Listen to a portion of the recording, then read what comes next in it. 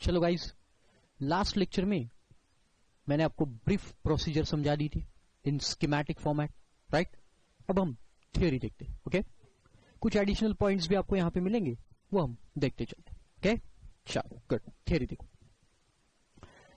तो सबसे पहले जो हम लोगों ने देखा था, arrival of vessel and aircrafts. Okay, chapter number 2 है अपना इंपोर्ट और एक्सपोर्ट प्रोसीजर का। तो देख, तो आपको मालूम है शिप और एयरक्राफ्ट अप्रूव्ड स्टेशन पे ही या अप्रूव्ड पोर्ट पे ही उतरना चाहिए। देखो, person in charge of a ship और aircraft entering into India shall call और लैंड एट कस्टम पोर्ट और कस्टम एयरपोर्ट ओनली। तो अप्रूव्ड कस्टम पोर्ट या कस्टम एयरपोर्ट पे ही आना चाहिए। और अगर व्हीकल रहे तो उसके नीचे दिया है लैंड कस्टम स्टेशन जो अप्रूव रहेगा। तो देखो, while arriving at land route, a vehicle should be approved by approved route to a land custom station। और उसका रूट भी जो होता है वो अप्रूव्ड रूट रहता है। ओके, चल गुड, आगे। It can call or land at a place only if it is compelled by accident or stress of weather or other unavoidable cause। In such a case, he should report to the nearest police station or custom officer। मैंने बताया था आपको, अगर weather की वजह से या फिर कोई और कॉज जैसे सुनामी वगैरह हो गया, तो ऐसे केस में आप पुलिस स्टेशन को, नियर बाय पुलिस स्टेशन को इन्फॉर्म करके फिर वहां पे भी आपका एयरक्राफ्ट, पोर्ट, शिप या फिर व्हीकल स्टॉप कर सकते हो या फिर लेके जा सकते हो। Person in charge shall not, without the consent of the proper officer, permit the goods to be unloaded or any of the crew or passenger to depart from the vicinity।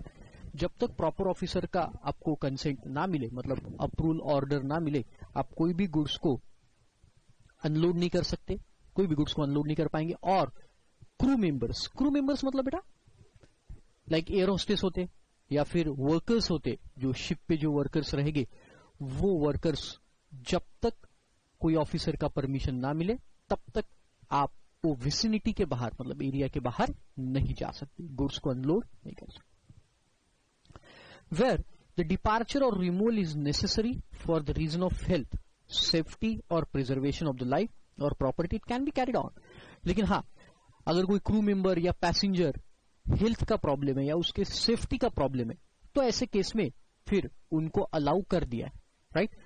तो वैसे तो आपको परमिशन लेना पड़ेगा, but अगर ये safety वगैरह का रीजन रहे तो फिर आपको, जैसे एक हाथ पैसेंजर को अटैक आ गया, तो फिर क्या तब तक वेट करेंगे अपन परमिशन लेने तक? नहीं, ऐसे केस में सेफ्टी या हेल्थ के रीजन में आपको अलाउ कर दिया जाएगा without even taking the permission, right. Great, चलो फिर next, delivery of import manifest और इंपोर्ट रिपोर्ट। जो हमने देखा था IGM, मैंने बोला था आपको, उसको IGM इंपोर्ट जनरल मैनिफेस्ट भी बोलते हैं या इंपोर्ट मैनिफेस्ट, और व्हीकल के केस में रहता है इंपोर्ट रिपोर्ट, राइट। तो हम लोगों ने बातें देख ली थी, वेसल या एयरक्राफ्ट आने से पहले ही, वेसल या एयरक्राफ्ट आने से पहले ही जो मास्टर ऑफ वेसल रहेगा या पर्सन इन चार्ज रहेगा, उसको IGM या फिर IGM को फाइल करना पड़ेगा, राइट, वेसल या एयरक्राफ्ट के केस में। But in case of vehicle आपको इंपोर्ट रिपोर्ट फाइल करना है। तो वो इंपोर्ट रिपोर्ट जब आपकी व्हीकल कस्टम स्टेशन पे आ जाए, कस्टम स्टेशन पे आने के बाद विद इन 12 आवर्स भी फाइल कर सकते हो, है ना।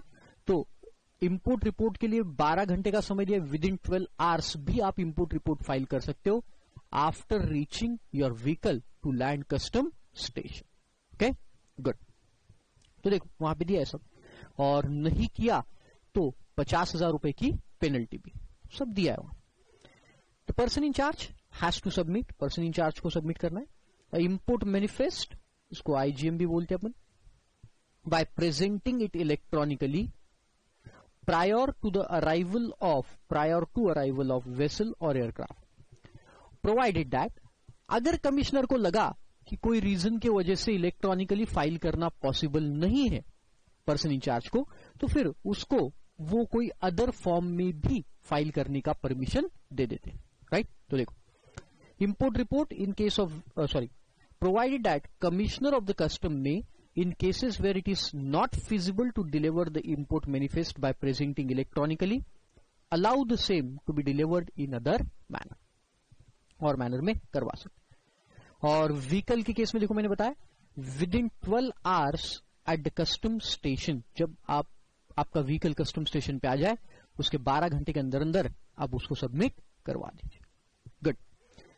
इफ द इंपोर्ट रिपोर्ट और manifest could not be submitted, अगर सबमिट नहीं हो पाया, a person in charge is liable to the penalty up to 50,000 का पेनल्टी लग सकता है। Such your penalty not to be imposed if the proper officer is satisfied that there was sufficient reason, मतलब सच में कोई रीजन था जिसकी वजह से ये रिपोर्ट फाइल नहीं हो पाया, तो ऐसे केस में आपको वो पेनल्टी वेव भी कर दी जा सकती है। ओके, तो एक शॉर्ट टेबल दिया आपको, वेसल, एयरक्राफ्ट, इन दोनों के केस में देखो इंपोर्ट मैनिफेस्ट, और इनको प्रायर टू अराइवल फाइल करना है। और अगर लैंड कस्टम स्टेशन मतलब व्हीकल है, इंपोर्ट रिपोर्ट फाइल करना है आपको विद इन 12 आवर्स, 12 घंटे के अंदर। ओके, चलो आगे बढ़ो। फिर एंट्री इन वर्ड, अगर प्रॉपर है सब कुछ, इंपोर्ट जनरल मैनिफेस्ट फाइल हो चुका है, तो फिर आपको एंट्री इन वर्ड मिल जाएगा। मतलब अब आप आपका शिप या एयरक्राफ्ट जो है ये आप अंदर ला सकते हो, इंडिया में ला सकते हो। जिसको क्या कहते हैं अपन, एंट्री इन वर्ड। तो एंट्री इन वर्ड आपको फिर दिया जाएगा। देखो, the proper officer after verifying the import manifest को वेरीफाई करने के बाद grants the entry in word of such a vessel. The master of vessel shall not permit the unloading of any imported goods until the entry in word is granted. Entry in word को permit नहीं किया जाएगा, मतलब goods को unloading को permit नहीं किया जाएगा जब तक आपको एंट्री इन वर्ड नहीं मिलेगा। Once you get the entry inward you can unload the goods, but entry inward अगर आपके पास नहीं तो गुड्स को अनलोड नहीं करवाया जाएगा। ऑब्वियस सी बात है, क्योंकि आपको परमिशन दी गई गुड्स को अंदर लेके जाने की, तभी आपको गुड्स को अनलोड करवाया जाए। Imported goods not to be unloaded unless mention in manifest और रिपोर्ट। मैंने बताया था इंपोर्ट जनरल मैनिफेस्ट में वो पूरी इंफॉर्मेशन रहती है और वो पूरे गुड्स भी दिए रहते हैं जो गुड्स आपको जो गुड्स आपके शिप में या एयरक्राफ्ट में या व्हीकल में है। तो वही गुड्स जो आईजीएम में है वही गुड्स का अनलोडिंग अलाउ होगा, दूसरे कोई गुड्स का अनलोडिंग अलाउ नहीं होगा। ओके, तो चलो, only those goods which have been mentioned in import manifest can be unloaded, वही गुड्स को अनलोड किया जाए। To mention the goods in IGM और IR is the proof of genuine nature of imported goods. उसका proof ही वो genuine nature है, goods are genuine, कि वो आपके कहा है बेटा, इंपोर्ट रिपोर्ट में या इंपोर्ट मैनिफेस्ट में है। It also insures the accountability on a part of person in charge for the goods brought in his conveyance. और वही गुड्स जो आपके इंपोर्ट मैनिफेस्ट में, वही गुड्स कन्वेंस में आए, वो उसका प्रूफ है, अकाउंटेबिलिटी डिसाइड होती है उससे। Okay, good. Unloading and loading of the goods at custom area only. तो आप कहीं पे भी गुड्स अनलोड नहीं करवा सकते, वो जो गुड्स आपने आपके साथ लाए हुए हैं वो सिर्फ कस्टम एरिया में ही अनलोड होगी। और मैं आपको बता दूं वो कस्टम एरिया का नाम है बेटा वार्फ, बोलते उसको वार्फ। ये सब नई नई टेक्नोलॉजी है, नए नए वर्ड्स है आपके लिए, बट आपको समझना पड़ेगा। तो वार्फ एरिया में ही गुड्स का लोडिंग और अनलोडिंग हो जाएगा, कहीं भी गुड्स का लोडिंग अनलोडिंग नहीं हो सकता। Except with the permission of proper officer, no imported goods shall be unloaded and no exported goods shall be loaded. Imported goods unload नहीं हो सकते, exported goods load नहीं हो सकते at a place other than custom area approved under section 8. तो custom officer आपको approve करके देगा ये एरिया में गुड्स अनलोड होना चाहिए, वही एरिया में गुड्स अनलोड हो, राइट। अब गुड्स अनलोड होने के बाद वो गुड्स अनलोड होते समय ही वो गुड्स पे प्रॉपर ऑफिसर का सुपरविजन होना जरूरी है। आप वो नहीं है तो गुड्स अनलोड नहीं करवा सकते, सुपरविजन में, उनके ही सुपरविजन में गुड्स को अनलोड करवाना पड़े। बट इन सर्टन सर्कमस्टांसेस कोई गुड्स अगर कमिश्नर को लगे कि ये बिना सुपरविजन भी अनलोड हो सकते, तो उनके लिए सीबीईसी आपको परमिशन दे देगा। सीबीईसी की परमिशन यहां पे देना पड़ेगा। देखो, imported goods shall be unloaded from and exported goods shall be loaded on any conveyance under supervision of a proper officer. Exception मतलब बिना सुपरविजन के भी अनलोड हो सकते, राइट, विदाउट सुपरविजन। लेकिन कौन से केस में? देखो, सीबीसी में by notification in official gazette give general permission and a proper officer may in any particular case give a special permission. तो सीबीसी जनरल परमिशन देगा और proper officer special permission for goods और class of goods to be unloaded और loaded without supervision. तो CBC से आपको general permission लेना पड़ेगा या फिर प्रॉपर ऑफिसर से स्पेशल परमिशन कि भाई हमको गुड्स विदाउट सुपरविजन अनलोड करने दो। गुड्स बहुत अर्जेंसी में हमको अनलोड करना है और ऑफिसर वहां पे है ही नहीं, तो ऐसे केस में भी गुड्स आप अनलोड करवा सकते। लेकिन मेजर पोर्ट्स और एयरपोर्ट्स पे ये ऑफिसर रहती है। In almost all the major ports custom officer are deployed at wharfs and berths, है ना, where the goods are imported or exported. These officers supervise the loading, unloading and shipping operations. ये फिर सब check करते रहते। Okay, फिर next 35 section. Boat note बताया था मैंने, छोटी शिप आके गुड्स को लेके जाती। If the vessel does not get a birth at a port, मतलब जगह नहीं है, then it is anchored in a mid sea and goods are brought from such a vessel to the port. या फिर दूसरा रीजन आपको बताया था कि बहुत बड़ी शिप है और उसमें छोटा सा कार्गो लाए, छोटा सा कोई आइटम लाए। अब इतनी बड़ी शिप आप वो पोर्ट पे लाएंगे छोटा सा आइटम अनलोड करने के लिए, तो पूरा पोर्ट आपका यूज हो जाएगा। तो इसलिए उस केस में एक छोटी शिप भिजवाई जाती जो बोट नोट रेगुलेशंस की तहत चलेगी, राइट। तो देखो, also if the vessel has unloaded only a small cargo, बताया अभी, may not spend the time in having berth और a port, the small cargo is to be sent to a shore, small cargo is to be sent to the shore, it may be loaded in a small boat and sent to the shore, small boat में जाके फिर वो शोर पे लाया जाए। Such a small boat must be accompanied by the boat note. Boat note regulation provides that such a boat note will be issued by the custom officer. It will be maintained in duplicate serially number. तो proper serially numbered होना चाहिए, duplicate copy उसकी maintain करना पड़ेगा। Okay? चलो, फिर section 36, restriction on goods to be unloaded or loading on holidays. Holidays पे कोई लोडिंग अनलोडिंग का प्रोसीजर नहीं चलेगा, सीधा सीधा बता दिया हूं। Imported goods shall not be unloaded from and exported goods shall not be loaded on conveyance on any Sunday और any holiday observe by the custom department और any other day after the working hours except after giving the prescribed notice और prescribed fee. तो goods का unload करना public holidays पे बहुत urgent है, excuse me, unload करना ही पड़ेगा आज, तो फिर आपको एक्स्ट्रा फीस पे करके उन गुड्स को अनलोड करवाया जा सकता है। ओके, या फिर वर्किंग आवर्स के बाद भी नहीं, लेकिन अगर आपको अर्जेंट है प्रिस्क्राइब फी पे करो और फिर गुड्स को अनलोड करो। However, no fees shall be levied for the unloading और loading of the baggage accompanying the passengers. Passengers के लिए ऐसी कोई फीस नहीं ली जाती। Okay, simple. Power to board a conveyance. The proper officer may at any time board any conveyance carrying on imported goods or exported goods and may remain on such a conveyance for such a period as he may consider necessary. तो कुछ goods वहां पे रहने दी जा सकते है ना। Power to board a conveyance. Power to require the production of document and ask any question. तो ऑफिसर के पास पावर है कि वो कोई भी क्वेश्चन पूछ सकता है उनको, या ऑफिसर के पास ये पावर है कि मास्टर ऑफ वेसल को या इंपोर्टर को कोई भी क्वेश्चन पूछ सकते, या फिर कोई भी डॉक्यूमेंट्स प्रोड्यूस करने के लिए वो पूछ सकते। The proper officer may require a person in charge of any conveyance carrying on the imported goods or exported goods, to produce any document or answer any question, and thereupon such a person shall produce such a document and answer to such a question.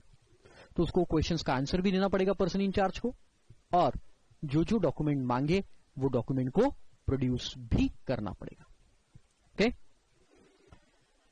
फिर restriction and removal of imported goods. तो क्या restriction है देखो. All the imported goods unloaded in a custom area shawl remain in custody of such a person. Port trust authority मैंने बताया था, तो किसके कब्जे में रहेगा जब तक इंपोर्टर नहीं आता, तब तक ये गुड्स किसके कब्जे में, port trust authority. As may be approved by the commissioner of custom until they are cleared for home consumption और वेयर हाउस. क्योंकि इंपोर्टर आने के बाद डिसाइड करेगा कि गुड्स को होम कंजम्पशन के लिए ले जाना है या फिर वेयर हाउस में डालना है, तो तब तक ये गुड्स पोर्ट ट्रस्ट अथॉरिटी के कब्जे में रहेगा. Good. The person having custody of any imported goods in a custom area shall keep the record of such a goods and send the copy thereof to the proper officer. Shall not permit such a goods or to removed from custom area or otherwise dealt with except under in accordance with the writing in proper officer. Simple. फिर next topic है bill of entry, जो आपको बता चुका हूं मैं, electronically present करना पड़ेगा. 4 कॉपी में, क्वाड्रप्लिकेट कॉपी में ये सबमिट करना पड़ता है.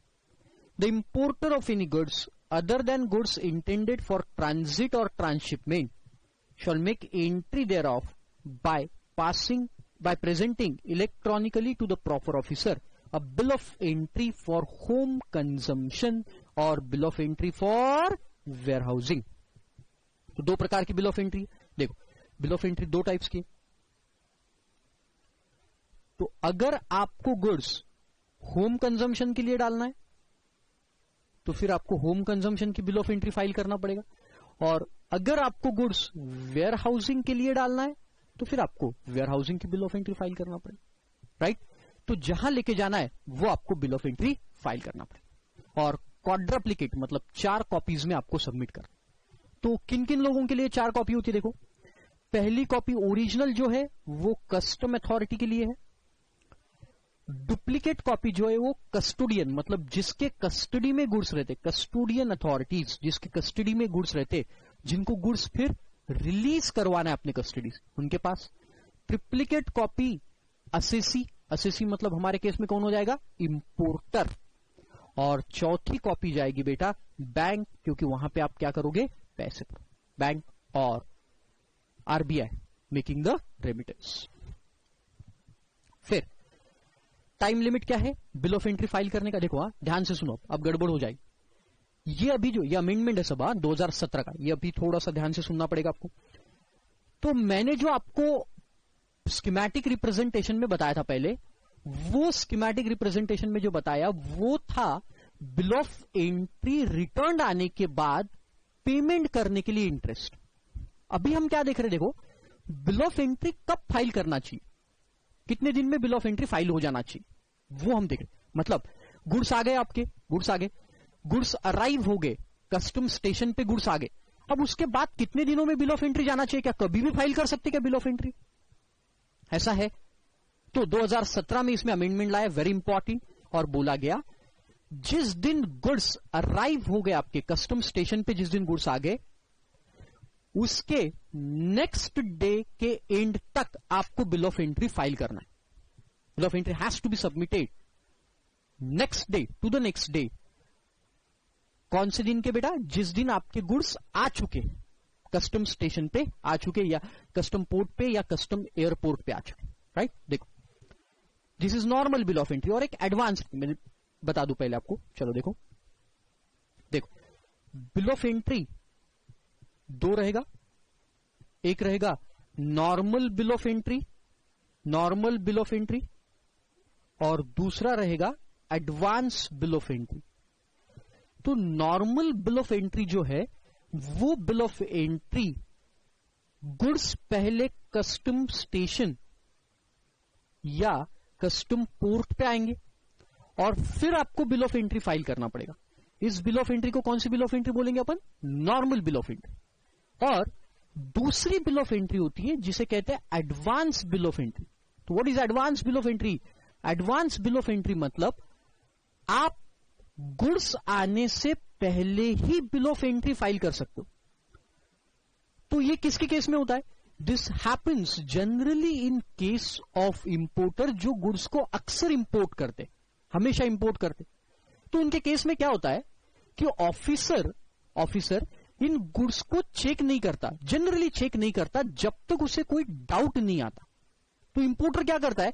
बिल ऑफ एंट्री पहले ही फाइल कर देता है, और जैसे ही गुड्स कस्टम पोर्ट पे आ जाए, bill of entry already file हो चुकी है, पेमेंट भी हो चुका है, सब कुछ हो चुका है, अब वो गुड्स को क्लियर करेगा और सीधा ईदर फॉर होम कंजम्पशन या फिर वेयर हाउसिंग, राइट।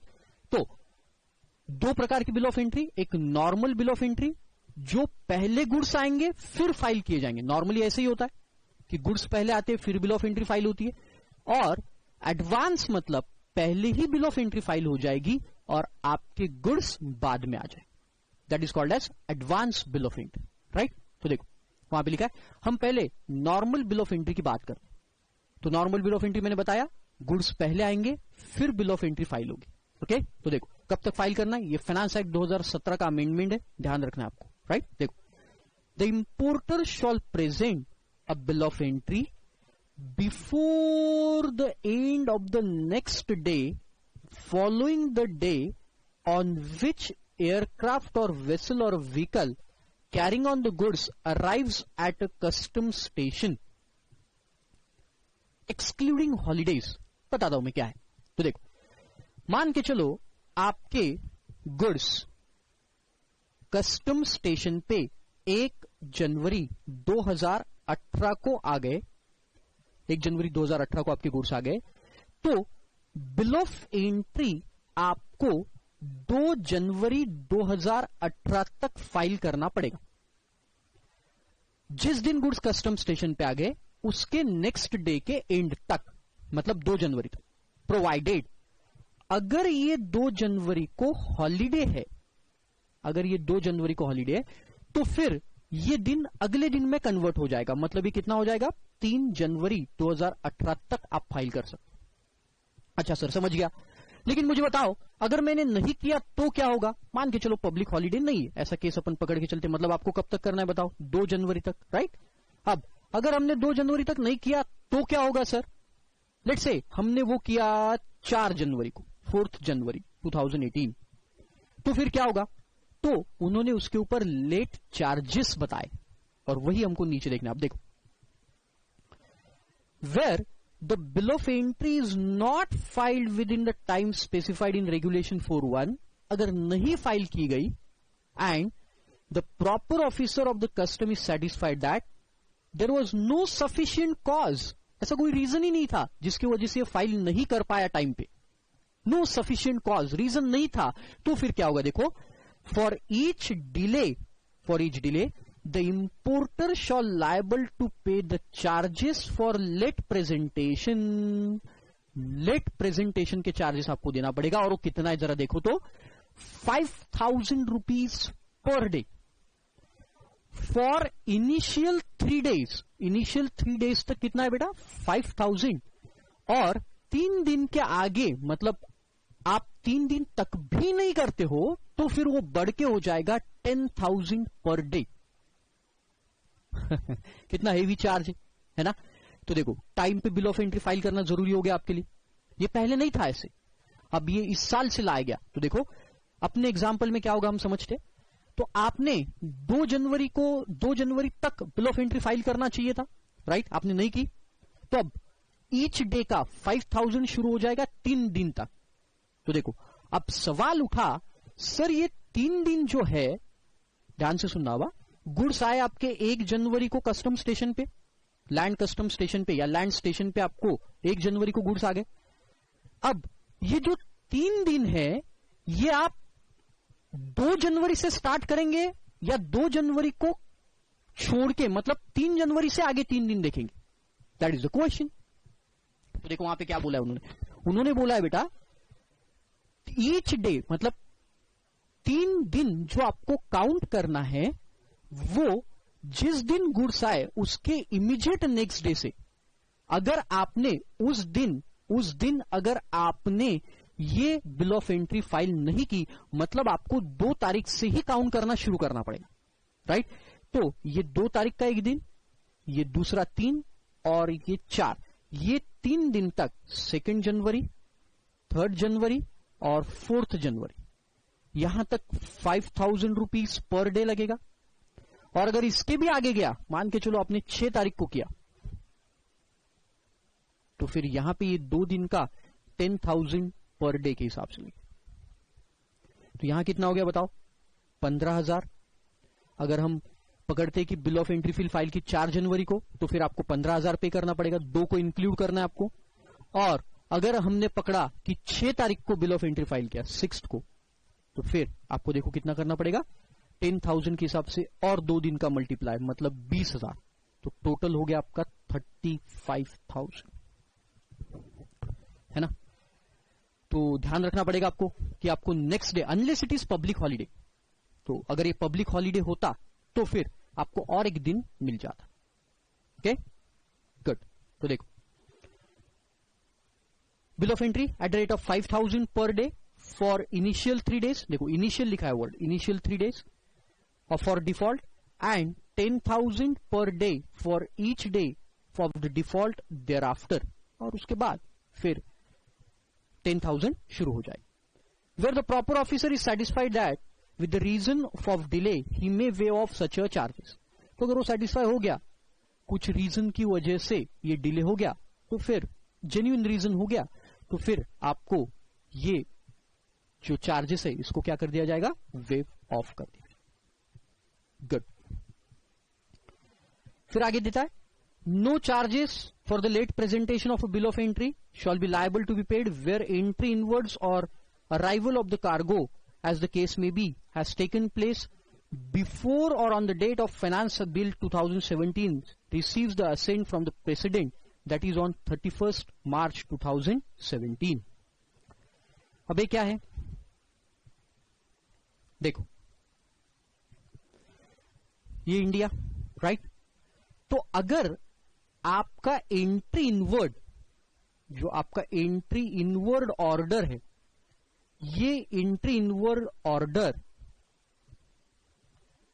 जिस दिन ये लॉ आया, जिस दिन प्रेसिडेंट का असेंट मिला, 31 मार्च 2017 को असेंट मिला, ये 5,000 और 10,000 की, तो अगर आपका कार्गो या वेसल या शिप जो भी है, इसका एंट्री इनवर्ड 31 मार्च के पहले का है, लेट्स से इसका एंट्री इनवर्ड है 25 मार्च 2017 का, अगर ऐसा आपका एंट्री इनवर्ड है, तो फिर आपने immediate next day bill of entry file नहीं की, तो भी आपको ये 5,000 और 10,000 के चार्जेस नहीं लगेंगे। Getting the point. तो अगर आपका कार्गो ये दिन के बाद एंट्री इनवर्ड मिलता है उसको, तो फिर आपको ये रूल लागू हो जाएगा। तो अगर एंट्री इनवर्ड पहले का है, प्रेसिडेंट के असेंट मिलने के पहले का है, तो ये 5,000 और 10,000 की पेनल्टी या लेट चार्जेस आपको नहीं लगे। Simple, good.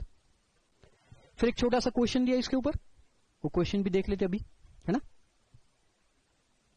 ओके, चलो देखो क्या बोलता है question. Charges for the late presentation, XYZ Limited imported the goods through the vessel which arrived at a custom port on 1st May 2017। 1 मई को आपका कार्गो आ गया। The company presented the bill of entry for the home consumption in Indian Custom Electronic Data Interchange Gateway on 6th। तो देखो 1 मई को आपकी ship आ गई थी custom station पे, आपको मालूम है कितने दिन तक करना है आपको, by the end of next day, unless it is a public holiday. तो 2 मई तक उन्होंने करना चाहिए था, लेकिन नहीं किया। कब किया, देखो 6 मई को लेट फी या लेट चार्जेस आपको पक्का लगने वाले, राइट।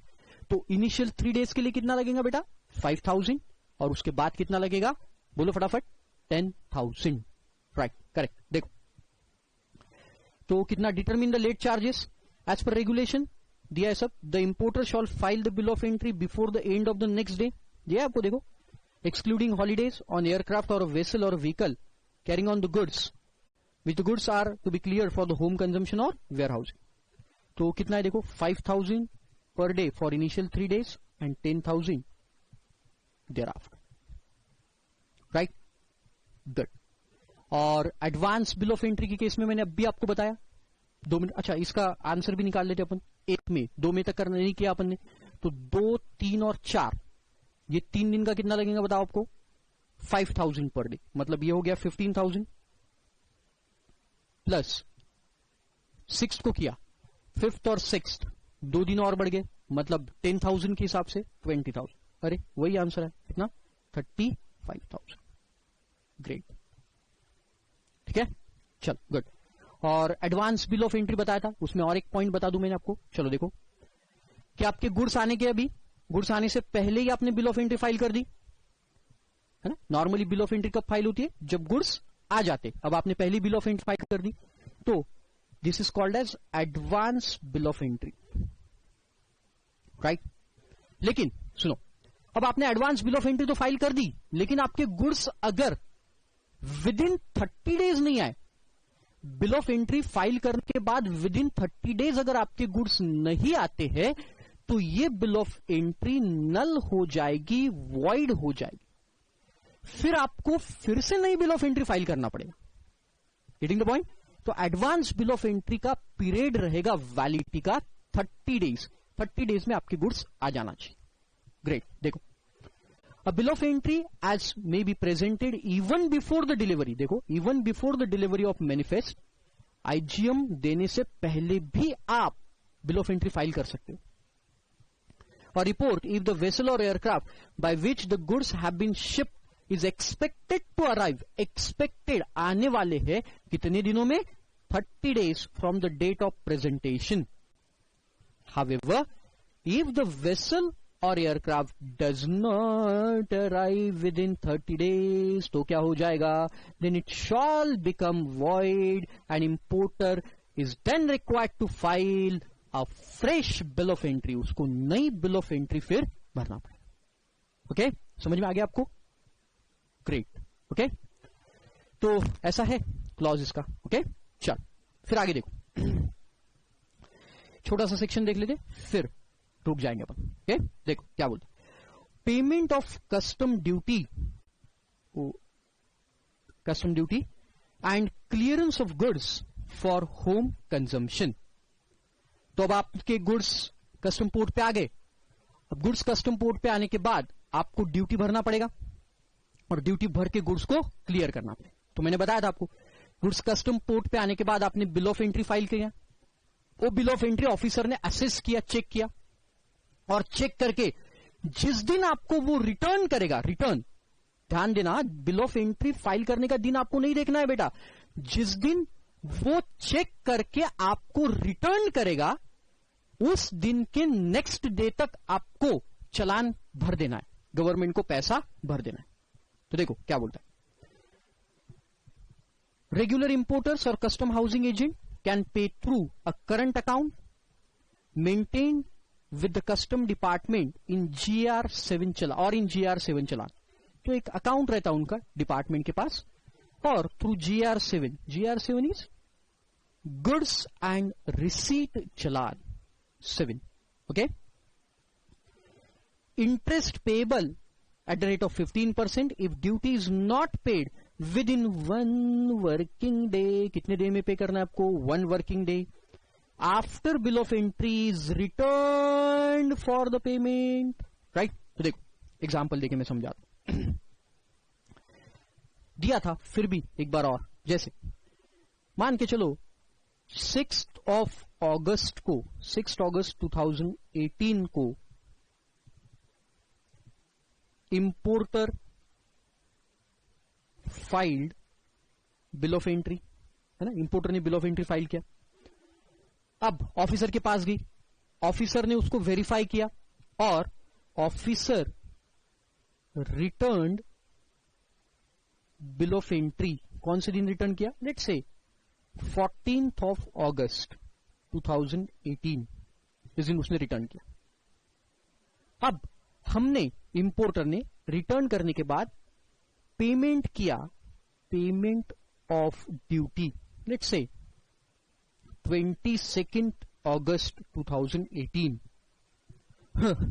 देखो रिटर्न कब आई? 14 अगस्त को। तो कहां से 1 वर्किंग डे देखेंगे बेटा? 14 अगस्त से। बट देखो एग्जाम में ध्यान रखना पड़ेगा, 15 अगस्त इज अ पब्लिक हॉलीडे, तो इसको छोड़ देना आपको। मतलब आपको पेमेंट करना है 16 अगस्त तक। अगर 16 अगस्त को पेमेंट नहीं किया तो फिर आपको क्या लगेगा? 15% इंटरेस्ट लगेगा। अब देखो स्टूडेंट गड़बड़ करते हैं, इंटरेस्ट वैल्यू पे नहीं लगता, इंटरेस्ट ड्यूटी पे लगता है। चलो देखो, जैसे ये गुड्स का वैल्यू है 10 लाख रुपए और इसके ऊपर बेसिक कस्टम ड्यूटी है एट द रेट ऑफ 10%, तो ड्यूटी कितनी हो गई बेटा? 1 लाख रुपए। तो इंटरेस्ट बताओ जो निकालूंगा मैं अभी, वो 1 लाख पे निकालूंगा या 10 लाख पे? करेक्ट, वो कितने पे निकालेंगे अपन? 1 लाख। गुड। देखो तो अब 16 तक आपने पेमेंट नहीं किया तो आपका इंटरेस्ट शुरू हो गया, इंटरेस्ट का मीटर शुरू हो गया। लेकिन वो कहां से शुरू होगा बेटा? क्या 16 से या 17 से? तो उन्होंने बोला अब यहां से 17 से दिन आपको गिनना है। तो देखो कितने दिन बाद पेमेंट किया? 17, 18, 19, 20, 21 और 22, मतलब 6 डेज। तो कैसे कैलकुलेट करेंगे? 1 lakh into 15% into 6 divided by 365 days. ये जो भी आएगा वो उतना इंटरेस्ट आपको पे करना पड़ेगा। यस, करेक्ट, समझ में आ गया आपके? तो कंफ्यूज मत होना। पहला जो देखा वो late charges for submission of bill of entry था, submission of bill of entry. और ये क्या है बेटा? बिल ऑफ एंट्री रिटर्न आने के बाद पेमेंट ऑफ ड्यूटी। नलायक लोग है साले, है ना। सिर्फ पहले जो था जब हम लोग पढ़ते थे तब सिर्फ पेमेंट पे इंटरेस्ट लगता था, ये लेट चार्जेस का कॉन्सेप्ट नहीं था। ये अब आ गया, इस साल से आ गया। तो आपको ये भी देखना है बिल ऑफ एंट्री अगर लेट फाइल होती है तो उसका आपको लेट चार्जेस भी देना है। फॉर्चुनेटली दोनों का पीरियड 1 वर्किंग डे, मतलब जिस दिन शिप आई वहां से 1 दिन के बाद देखना है, और यहां पे बिल ऑफ एंट्री रिटर्न होने के बाद 1 दिन देखना है। Okay, good. इसके ऊपर भी एक क्वेश्चन दिया है मैंने, चेक करते हैं उसको भी। अब bill of entry was presented electronically on 4th, ध्यान दो, 4th अगस्त को बिल ऑफ एंट्री प्रेजेंट हुई है। हमें प्रेजेंटेशन के दिन से कोई मतलब नहीं रहता है। Good. The vessel carrying is arrived on 11th अगस्त, मतलब ये एडवांस बिल ऑफ एंट्री का है, लेकिन उससे कोई फर्क नहीं पड़ता। Okay. Entry inward granted on 13 August, entry inward 13 अगस्त को मिल गई। Good. The bill of entry was assessed by the officer on that day and was also return to the importer for the payment on that date, मतलब 13 तारीख को ही हमको return मिल गई। तो बताओ पेमेंट कब तक करना है आपको? 14 तक, है ना। 13 तारीख को ही वो रिटर्न मिल गई, मतलब 14 तक पेमेंट हो जाना चाहिए। Good. The duty amounting to ₹14,60,000, ये ड्यूटी का अमाउंट है, वैल्यू का नहीं। अच्छी बात है। And was paid on 19th अगस्त, तो जो चीज 14 को पे करनी चाहिए वो 19th को पे की, मतलब इंटरेस्ट तो पक्का हो गया। Calculate the amount of interest payable under section 47(2) of the Customs Act 1962, given that there was holiday on 25th, नहीं वहां पे 15 कर दो आप, 15th अगस्त ड्यूरिंग 13 to 19। देखो अब कंफ्यूज करने के लिए दे दिया है। ये 15th अगस्त का यहां कोई रिलेवेंस ही नहीं है। क्यों? क्योंकि आपकी रिटर्न बिल ऑफ एंट्री 13 तारीख को हुई है, मेरे केस में वो 14 तारीख को रिटर्न हुई थी, तो आपका 1 दिन एक्स्ट्रा मिल गया। बट यहां वो 13 को ही रिटर्न आ गई, मतलब आपको पेमेंट करना था 14 तक, आपने 14 तक नहीं किया तो 15 से इंटरेस्ट लगना शुरू हो जाएगा। इससे कोई मतलब नहीं कि जिस दिन से इंटरेस्ट लग रहा है वो पब्लिक हॉलीडे, ऐसा कहीं नहीं बोला है कि पब्लिक हॉलीडे पे इंटरेस्ट नहीं लगेगा, ऐसा कहीं बोला है नहीं। सिर्फ इतना बोला है कि अगर नेक्स्ट पेमेंट का डे पब्लिक हॉलीडे है तो फिर आप नेक्स्ट डे पकड़ो। आप समझ रहे हो मैं क्या बोल रहा हूं, राइट? तो देखो आप 13 तारीख को बिल ऑफ एंट्री रिटर्न हो गई आपकी, 14 तारीख को पेमेंट करना चाहिए, 1 वर्किंग डे, राइट। तो एक्चुअल डेट ऑफ पेमेंट 19 है, तो चलो अपन गिनते दिन, 15, 16, 17, 18, 19, कितने दिन हो गए बेटा? 5 डेज। तो 5 डेज का इंटरेस्ट लगेगा कितने रुपए पे? 14,60,000, विच कम्स टू 3,000 रुपीज। समझ में आ गया? एक बार और आप देख लो उसको, तो आपके अच्छे से और समझ में आ जाए। ओके, फटाफट देख लो, फिर देखते हैं आगे।